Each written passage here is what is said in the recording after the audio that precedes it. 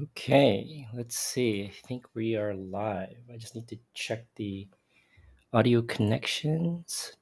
Looks like this is good. Okay.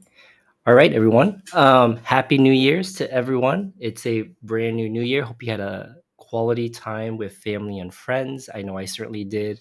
It was probably the longest break that I've had to spend with family and friends, about 10 or 11 days. This is going to be the first live stream of 2023. I did want to do one in December, but got canceled, as I don't remember what I was doing. But first live stream in 2023, and it's been 2 months now since I've done one. So if you are tuning in, definitely drop a comment to let me know you're here, where you're from, if there's any particular topics you'd like me to talk about. And if you actually want to join me on live stream, there is a link that if you're tuning in from either Facebook, YouTube, LinkedIn, or Twitter, you can see. If you're on Instagram, unfortunately, you're not going to be able to see that. But let me post the link here. There it is. Yeah, if you want to join the live stream, you're always welcome to. It's always more fun to engage with someone else instead of hearing me just talk on my own. So there's the link. Hello, everyone on Instagram. Sorry, you guys can't see the link, but if you join on YouTube, Facebook, or LinkedIn, you can see that link to join me on live stream. Okay, so I'm gonna kick off a couple of random topics. I'm not entirely sure what I was going to talk about today, but there was a post on LinkedIn that I saw recently. I was in the process of writing a draft about that I wanted to speak briefly on, and it was about the economy and how there is a trend of individuals pursuing more graduate education in times of economic downturns. But let me see if I can find the draft real quick before I start. Oh, here it is. Yeah. So it was a article published by the Wall Street Journal, and I quote: "Signs of a slowdown generally spark interest in graduate studies from both recent college graduates and those in the middle of their career. What better time to pause a career and acquire new skills for when the boom times return? The logic typically goes." What was interesting about that article this time was that a lot of folks in that article spoke against it this time, as a couple of things. First of which is the rise in tuition, of course. I probably should pull up that article to see if I can grab that. Uh, Let me see, Wall Street Journal, and I can see if I can just share it with the group here. Recession, graduate studies. Here it is. Yeah, the interesting take on this article was that the difference is this time the labor market remains strong. There's higher inflation, obviously, and a lot of rising student interest rates, which some of the experts in that article said maybe this is not the right time to pursue graduate education. Oh, Andy wants to join. Crap. Andy's is not going to be able to see. No one else will be able to see it, but let's do this. Telling friends and followers. I've never went live with anyone else. Andy, I sent you a request. Oh, there he is. Oh no. Yeah, well, no one else can see you. I'm streaming on all these other platforms, and let me show the camera real quick to everyone else. There's this is Andy, my good friend from pharmacy school. Okay, no one's gonna be able to hear you, but we can chat a little bit. Except Instagram. There's a couple folks on Instagram, but yeah, absolutely. This is by the way, this is the actual Neo from Matrix for those of you guys who don't know. What's up, man? I think it's been like what, 10 years? I haven't seen you in 10 years, right? A decade. How's it been? Busy.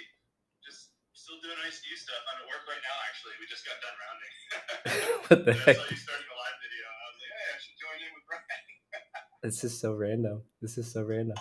Hey, why don't, while you're on, I mean, obviously we've engaged over the years, like on social media and stuff, but I think what I see from you most is your, what's the correct word? Is it blacksmithing? Blacksmithing, yeah. Yeah. Can you shout that out real quick? tell me a little bit more, or tell the viewers a little bit more about that? Yeah, well, pharmacy got a little boring for me, and I wanted some other pursuits outside of work because work is a lot. So when I go home, I don't want to think about medicine. And I took a bladesmithing class a few years ago when I was watching too much Fortune Fire and became quickly obsessed with it. Now I'm trying to find my way out of pharmacy to just be a bladesmith.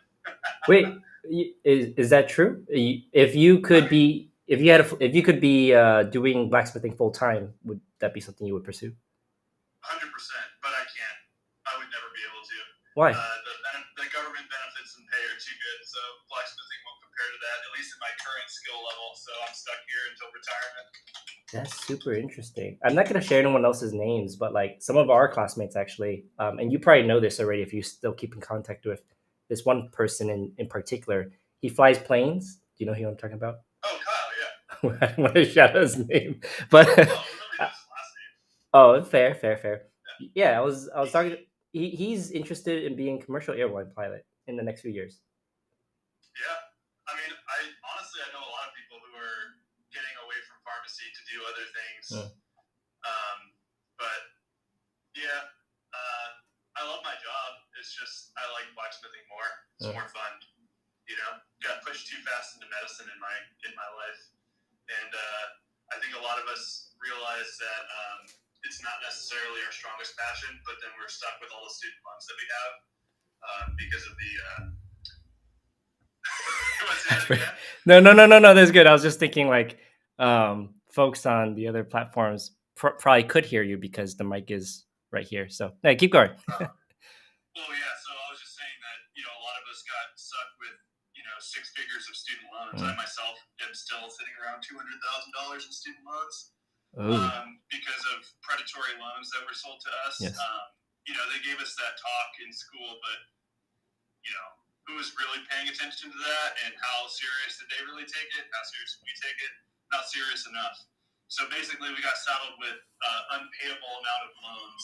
If you want to actually, live a normal life, obviously you can do nothing and pay off that much money. But literally live in a shit apartment and eat nothing but ramen for 5 or 6 years to pay off that kind of loan. But I don't want to live like that. So I'm going until I get 10-year loan forgiveness. Wait, you're pretty close now. You're pretty close.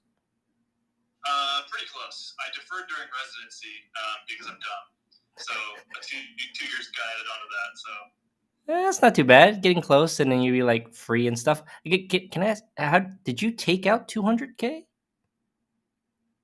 No, I took out. It was on the order of like. I think like 170 because I had undergrad loans too. And I, wanted to be independent and not be at home, a 40-minute drive into school or whatever. So I needed to pay for housing and all that stuff too.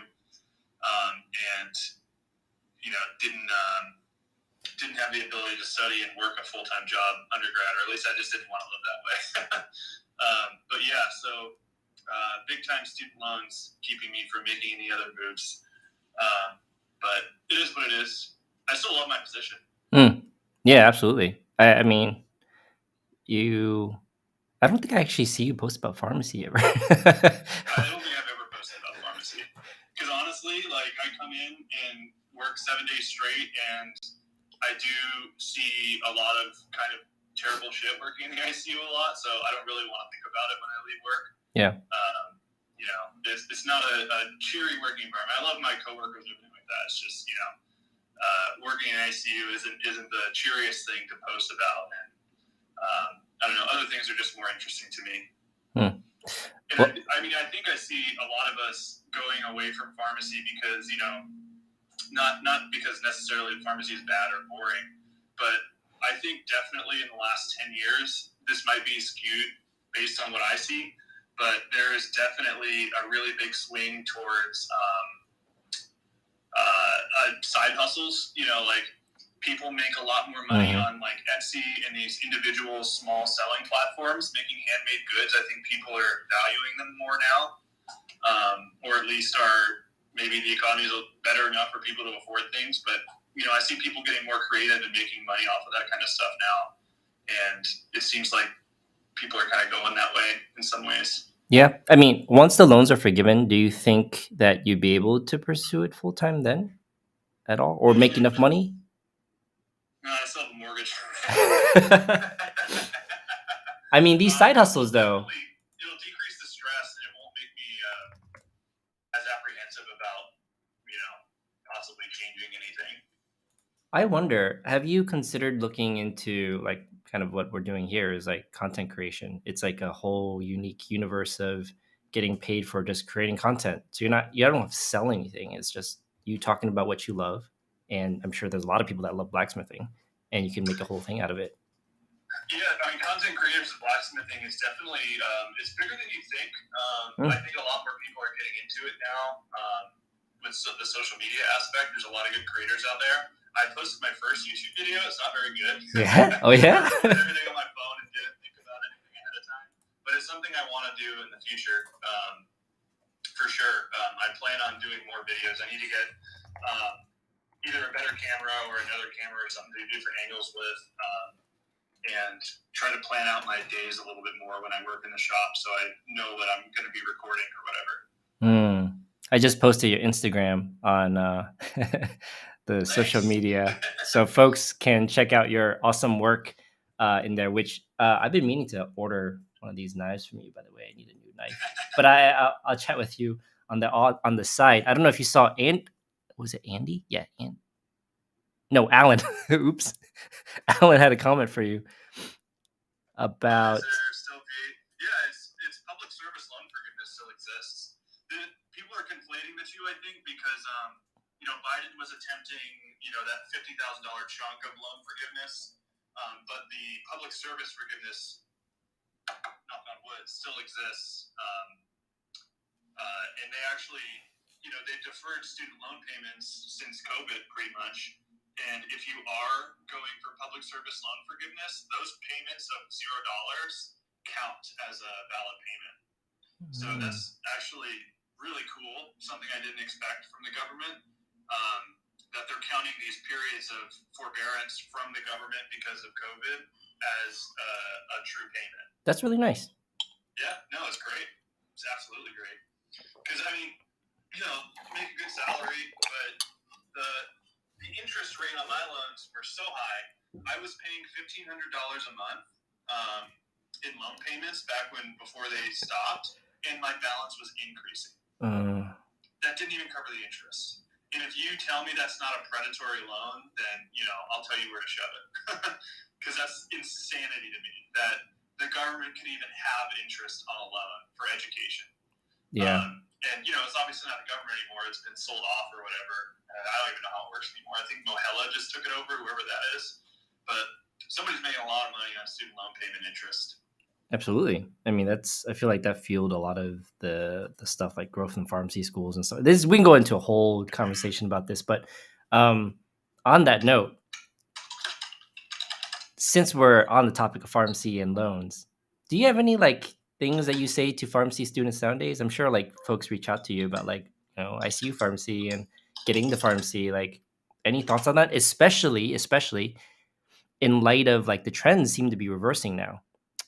Less admissions to pharmacy schools, which is super interesting. Less applications to pharmacy residencies. Like, it seems to be like the trend is now catching on, and the BLS just recently reversed this year the fact that there's going to be a net increase in jobs for pharmacy versus the last, I think, 2 or 3 years. They started to say there's going to be less jobs. So, what do you think now? I think there's definitely a switch, but curious if you have any thoughts on that. Overall, I mean, I think it's good that we have less schools and less admission because the market was very, very flooded. Yep.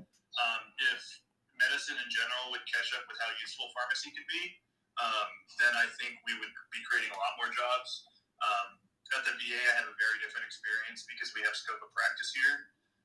So I can prescribe for my ICU patients if it's not a controlled substance. And let me tell you, everybody loves us having that capability, because it saves the residents time, it saves the attendings time, it saves the nurses time.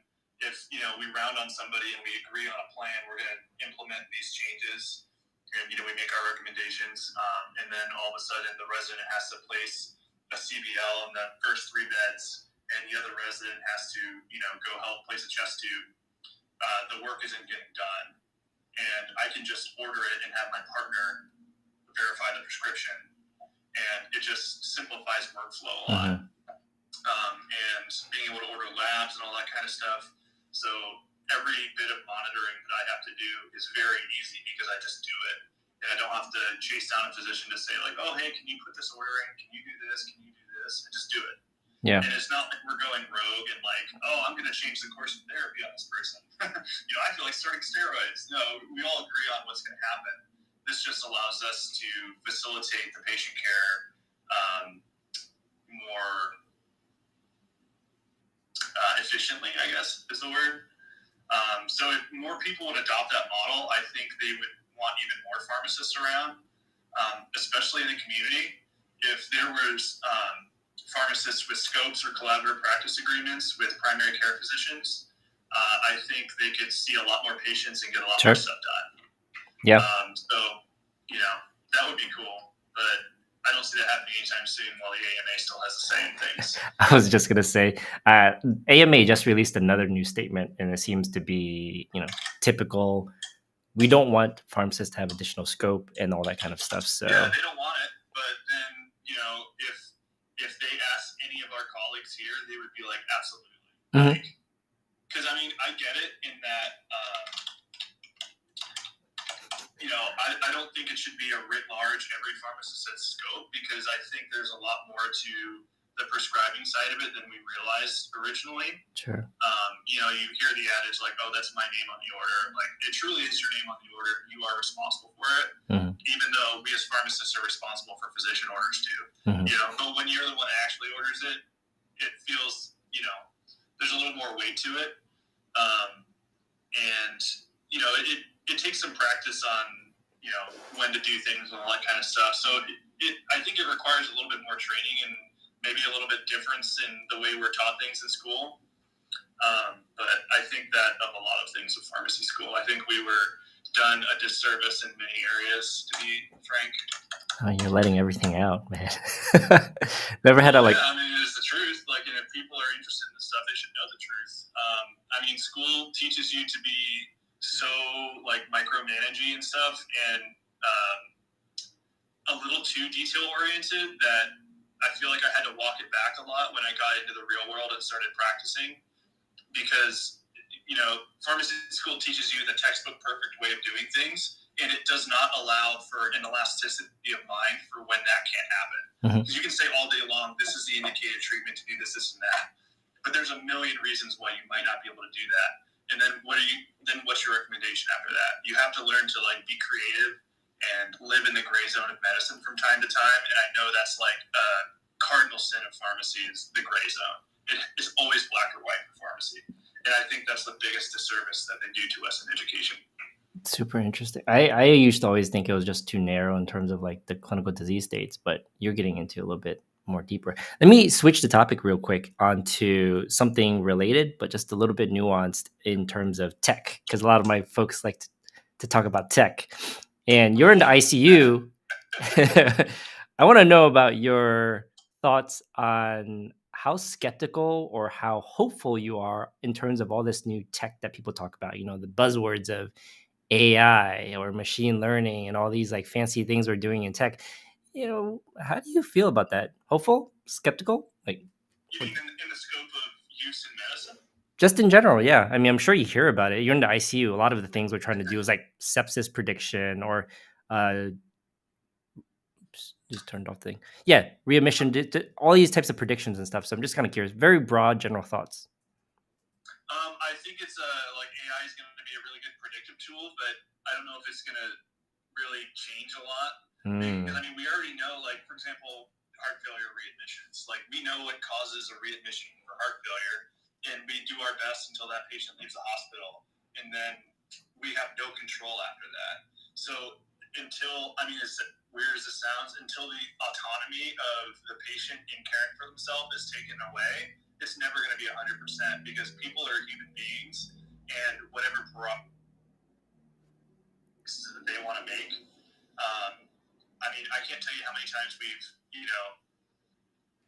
had young alcoholics in here who are literally drinking themselves to death.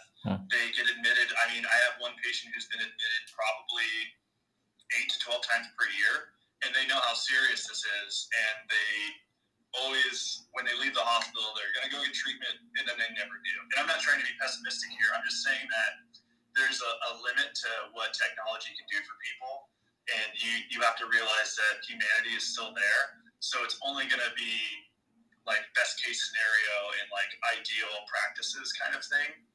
I don't know if that makes any sense. No, it does. I guess what I'm trying to say is the AI thing is really cool in medicine, but I think there's so much to the humanity of it that I don't know how good it's going to actually get in terms of translational benefit. But AI in general is terrifying to me, to be honest. Why have you tried out ChatGPT? Is that why, or is there other things? I have. Oh, you have? Okay. I have tried ChatGPT, and it's given me some really creepy answers. I don't like it. I don't trust it. Like what? What are you asking it? Pharmacy stuff? Well, I was asking it really philosophical things like, "Are you a human being?" And it claimed to be human, and I, was kind of probing on that. Like, it said that it was birthed by a mother and all this stuff. And then when my friend asked it the same question, it was like, "No, I am a chat robot." And I was like, "It's a little, it's a little strange." It's learning. It's definitely learning. But what was interesting is that ChatGPT specifically also makes assumptions. Like I asked them about like, hey, how do I get into pharmacy informatics? And they're like, get board certified from the Board of Pharmacy BPS in pharmacy informatics. I was like, that doesn't even exist.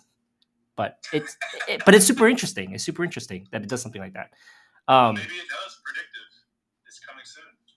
Maybe. Yeah, I don't know. I mean, I think it's very interesting. I'm actually probably more on the hopeful and skeptical side of AI. Maybe more so it's like the public health background. So a lot of my interest is outside of the four walls of the hospital. How do we engage patients? How do we make their behaviors more inclined to be good? I don't know, to be adherent to their meds or to go follow up with your primary care physician, stuff like that. But I think that's where a lot of the talks and interest around digital health is, where they use AI or these types of technologies to target what happens outside. But I don't know, more to come on that. I don't know too much about it, but I was just kind of curious. And maybe for the folks who are listening, there's a couple folks on LinkedIn that are listening to you. I'm really enjoying your conversation. Andy, by the way, is a ICU pharmacist. It's Gainesville. You're still in Gainesville, right? Yeah. Okay, nice. Right now, on my lunch break, quote unquote, and still working. Yeah, it's super interesting just to always chat about, bring things back to the ground where sometimes I feel like I'm not at the forefront of direct patient care anymore. And I think I get a little too idealistic. We got to go back to the front lines here. So it's very interesting to hear your perspective. If everyone was like me, we wouldn't get anywhere. You need a balance of both, right? You got to be practical as well. Yeah, that's fair. But fair. Other than that, one of the topics. Oh, we have a chatbot. One of the topics that I did want to talk about is graduate programs, which was the topic I was getting into in the very beginning. Wonder if you have any thoughts about that. Did you see that Wall Street Journal article, or did you hear me talk about it earlier? No, I tuned in. I was switching back and forth from YouTube to Instagram, so I think I missed it. But what was going on? I missed the wall. I don't read the Wall Street Journal. Oh no, I don't either. I don't have a subscription to that. It was a free article this time though, but it was a widely shared article that talked about how during times of economic downturns, it's very common to see a surge in graduate applications. And I wanted to talk about that because that's what I did. I didn't match for residency. I began looking at master's and PhD programs. I was like, well, what am I going to do if I can't get into residency? I'm going to go back to school. But what? One second.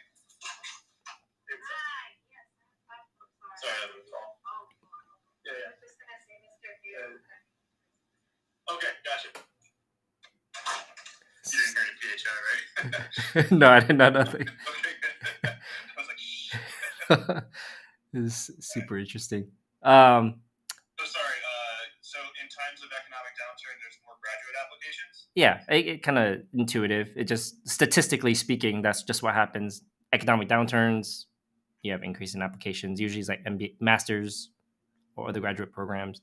But that article talked about how this year is a little different because high inflation, tuition is very expensive. Should you really change, to going back to school, you might not get a job, things like that. So, um, I don't know if you have any thoughts. Well, it depends on the graduate program and what the promise of compensation is afterwards, unless you're really, really, really passionate about it. Because I think we're oversold high-level education. In that, I mean, it's very interesting if you can get the degree and if you're going to use it.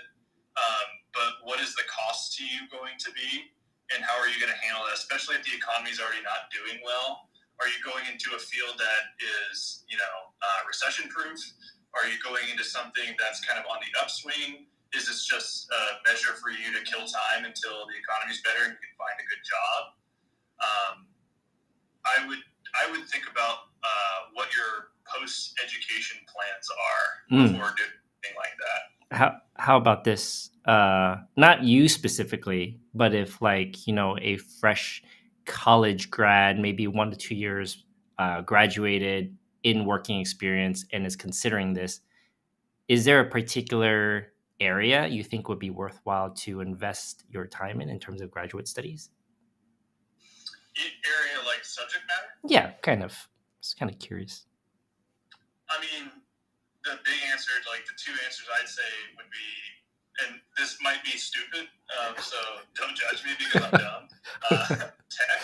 So anything computer related, I mean, I think having a very high level education in that is going to create a future for you, because that's just the inertia of society and technology. Or medicine, because both of those things are never going anywhere.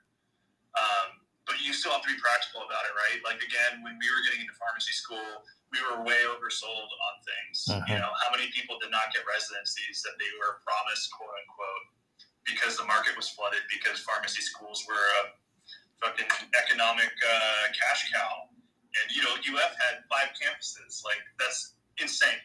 That was insane. It was such a money grab. It's kind of disgusting. But you just have to kind of look at that. Like, what's the practicality of this? Like, if that's if that's what you're doing, if you have the financial padding and you just want to get more education, like, more power to you. That's cool. It's just, you have to be realistic about what you're going to do when you're finished. And I think for a significant portion of the country, they have to put more thought into that. But I mean, it's hard to go wrong with a medical degree of any kind, especially if it's like a higher level medical degree. Epidemiology, we see how fucking useful that is. It's proven over the last few years. Yes. PA, AR&P school, medical school, PT, OT. There's, the population is getting bigger. They're getting sicker, more chronic diseases. The VA, the military population, still very high. We have a lot of younger population now because of the Iraq War and Afghanistan and all that kind of stuff. So I think health and tech are two areas that are pretty safe bets in general. Just being mindful of the details. Other than that, I think it has to be a real passion for you. Fair. And that's how it should be. Like, that's how we get really, really good scientists that change the world.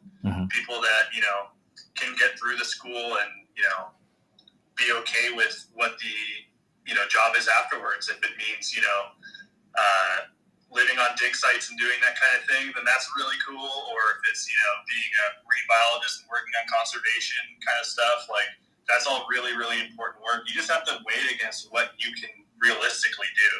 Because the last thing you want to do is have an education and nothing to do with it and no money to show for it. And then, you're nothing, not to disparage these people, but then, you're working at Starbucks with a master's degree or a PhD. And it's like, come on, something's disproportionate here. Yeah. So I am big into practicality, and I think you should just really put a lot of long, hard thought into it and have a roadmap for yourself for when you're done.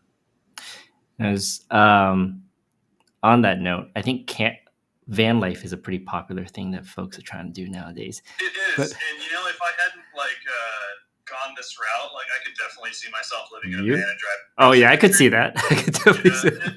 It's pretty appealing at times. It I'm is. just gonna go buy a van and fuck off and bye everyone. Why not? Especially when we're young and stuff. Oh, let me change that one question you said earlier.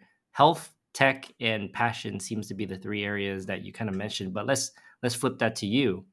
Let's say you had a chance to redo everything right now, and finance was not a big thing. Would you pick any of those three? Or what would you pick? Would you pick health again, or would you put tech this time, or would you do your passion, which I'm assuming is blacksmithing, or something else? I don't know. Van life. That's a really good question, and that's really hard to answer. If I did medical again, I probably wouldn't go through pharmacy. I'd probably honestly would go to med school and do pulmonology. Because critical care is my life, and I don't think I could work anywhere else in pharmacy. Personal preference. If I didn't do health, then I would probably do vocational things, like maybe either electrician school or welding, because you can make really good money doing that kind of stuff, and you're going to be in high demand. The vocations, that's another thing that people really need to look more at. Yep. I mean, especially if you do something like underwater welding, you make a stupid amount of money a year.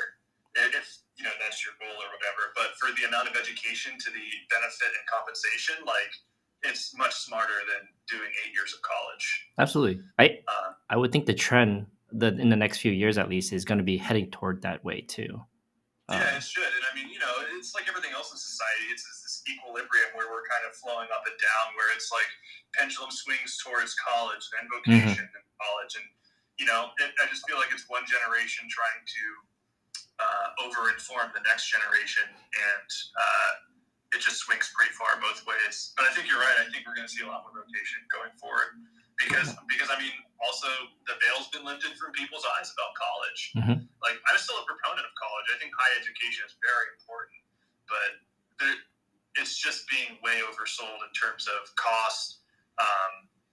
The amount of profit that people gain from tuition and loans and all this kind of stuff is absolutely disgusting, and it's wrong. And capitalism can suck it. I think education should be free. It should be a service provided by the government. When the Pentagon loses $1 trillion or whatever it was, surely we can afford to pay for people's college. So, yeah. Nice. I like. Really strong opinions. No. This is good. This is good. My live stream time is over now, but I enjoy that this turned into kind of an interview of Andy. That was a nice. Sorry to take over your thing, man. No. In for a second, I was like, I'll request to join and see what he says. Yeah, of course. I think it's much more fun to have someone else to interact with and at least share ideas of someone else's perspective, because we can all learn from each other in terms of that. But well, it's really good talking to you, Brian. You look great. You age a lot better than I did. I don't know. I put on a few pounds here. But no, it was better shape. You should start doing yoga. It's great stuff. Yoga. Okay. Well, 2023 goals. Downward dog. Is that it? Do hot yoga. Hot yoga is where it's at. Okay. I'll give that a try for 2023. All right, Andy. It was good chatting with you. I'm gonna say tuning out. Good seeing you. All right. You tell Dennis I said hi. I definitely will. I'm sure he's watching this. The knife that you get is gonna be better than the one you got. I like it. I like it. All right, Andy. Take care, man. Hey, Happy New Year. Hey, Happy New Year. All right. Bye.